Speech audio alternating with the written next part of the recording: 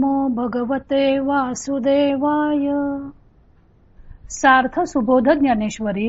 लेखन आणि वाचन सौ मनीषा भास्कर अभ्यंकर, महाराष्ट्र, मिरज 416410. अध्याय 4. कर्म ब्रह्मार्पण योग. ज्ञानदेवांची प्रस्तावना भाग 3. अर्जुनाचं भाग्य. ओव्या आहेत 7 ते 15. ज्ञानदेवांनी 1 ते 5 ओव्यांमध्ये गीतेची महती गायली व नंतर 6व्या श्लोकात पाल्हाळ पुरे करून विषयांतर न करता कथा सांगतो असं म्हणाले. आता ते अर्जुनाच्या भाग्याचे वर्णन करणार आहेत. त्यावेळी संजय रायते म्हणे, अर्जुनू अधिष्ठिला दैवगुणे, जे अतिप्रीती नारायणे बोली जतू असे. ज्ञानदेव सांगतात की त्यावेळी संजय धृतराष्ट्राला म्हणाला, खरोखर भाग्यानेच अर्जुनाचा आश्रय केला असे म्हटले पाहिजे, कारण प्रत्यक्ष श्रीकृष्ण त्याच्याशी मोठ्या प्रेमाने बोलत आहेत. जे न संगेचे पिता या वसुदेवासी, जे न संगेची माता देवकीसी, जे न संगेची बळी भद्रासी, ते गुह्य अर्जुनेशी बोलत. आपला बाप वसुदेव याला जे सांगितले नाही, आपली आई देवकी हिला जे सांगितले नाही, किंवा आपला भाऊ बळीभद्र यालाही जे सांगितले नाही, ते रहस्य श्रीकृष्ण अर्जुनाजवळ बोलत आहे. देवी लक्ष्मी एवढी जवळीक, तेही न देखे या प्रेमाचे सुख. आजी कृष्ण स्नेहाचे पीक, यातेची आधी. देवी लक्ष्मी एवढी जवळ असणारी, पण या प्रेमाचे सुख तिलाही कधी दिसले नाही.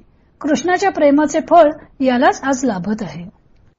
सनकादिकांची या आशा वाढी नल्या होती या कीर बहु असा, परी त्याही येणे माने यशा येतीची ना. सनकादिकांच्या परमात्म सुखाबद्दलच्या आशा खरोखरच खूप बळवल्या होत्या, पण त्याही इतक्या प्रमाणात यशाला आल्याच नाहीत.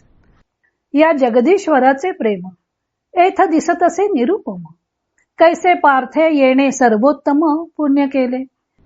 त्या जगदीश्वराचे प्रेम या अर्जुनावर अगदी निरुपम दिसत आहे. या पार्थाने कसे उत्कृष्ट पुण्य केले आहे बरे. हो का जयाची या प्रीती, अमूर्त हा आला व्यक्ती, मज एक वंकी याची स्थिती आवडतू असे. पहा, ज्या अर्जुनाच्या प्रीतीमुळे हा कृष्ण वास्तविक निराकार असून साकार झाला, त्या अर्जुनाची देवाशी एकरूपता मला चांगलीच पटते. एरवी हा योगिया नाडळे, वेदार्थासी नाकळे, जेथ ध्यानाचेही डोळे पावतीना. नाहीतर हा योग्यानं सापडत नाही, वेदांच्या अर्थाला सापडत नाही, ध्यानाचीही येथे नजर पोचत नाही. ते हा निज स्वरूप अनादि निष्कंप, परी कवणे माने सकृप जाहला आहे. अशी जी आत्मस्थिती तद्रूप असणारा हा श्रीकृष्ण मूळचाच अचल आहे, पण आज या अर्जुनावर किती कृपावंत झाला आहे. हा त्रैलोक्य पटाची घडी, आकाराची पैल थडी, कैसा याची आवडी आवरला असे. हा त्रैलोक्य रूप वस्त्राची घडी असून आकाराच्या पलीकडचा आहे, पण या अर्जुनाच्या प्रेमाने कसा आटोपशीर झाला आहे. गीता म्हणजे संजय यांनी धृतराष्ट्राला सांगितलेला श्रीकृष्ण पार्थाचा संवाद. गीतेच्या सुरुवातीला एकदा माझ्या व पांडूच्या मुलांनी काय केले एवढा एकच श्लोक धृतराष्ट्राच्या तोंडी आहे. पण ज्ञानेश्वरीमध्ये ज्ञानदेवांनी अधूनमधून संजय धृतराष्ट्र, श्रोते ज्ञानदेव यांच्यामधील संवादांचीही योजना केलेली आहे. त्यामुळे गीतेची संवादात्मकता कायम राहते. आता ज्ञानदेवांचा संजय धृतराष्ट्राला अर्जुनाच्या भाग्याचे वर्णन करून सांगत आहे. संजयला वाटतंय की ज्या अर्थी भगवंत अर्जुनाशी इतक्या प्रेमाने बोलत आहेत, त्या अर्थी अर्जुन हा दैवी गुणांचा आश्रयस्थान आहे. नाहीतर स्वतः देवाने भक्तांशी संवाद कसा काय साधला असता. वास्तविक वसुदेव देवकी श्रीकृष्णाचे माता पिता व बलराम हा भाऊ, पण त्यांना सुद्धा त्यांनी ही गुह्य गोष्ट सांगितली नाही. पण ते हितगुज ते अर्जुनाला सांगतात. मनातील गुप्त गोष्ट मनुष्य आपल्या अत्यंत स्नेहाच्या व्यक्तीजवळच प्रकट करतो. माता पिता किंवा बंधू राहू दे बाजूला, पण लक्ष्मी ती तर एवढी प्रेमाची पत्नी आहे, पण हे गुज ते तिच्याजवळ सुद्धा प्रकट करत नाहीत. ते सर्व गुज त्यांनी अर्जुनाजवळ प्रकट केलेले आहे. आणि अर्जुनाला श्रीकृष्णांचे प्रेम मिळालं. सनकादिक हे गुज आपल्याला कळावे म्हणून आशा लावून बसले होते. सनकादी म्हणजे सनक, सनंदन, सनत सुजात आणि सनत कुमार हे ब्रह्मदेवांचे 4 मानसपुत्र. प्राचीन काळातले भगवत भक्त, तत्ववेत्ते, ब्रह्मानुभवी, ते शुकाचार्यांप्रमाणेच ब्रह्मचारी म्हणून प्रसिद्ध आहेत. ते सुद्धा श्रीकृष्णांनी अर्जुनाला सांगितलेली गुप्त गोष्ट आपल्यालाही कळावी अशी इच्छा करत असतात. त्याचे प्रेमसुख आपल्याला मिळावे अशी त्यांची अपेक्षा असते.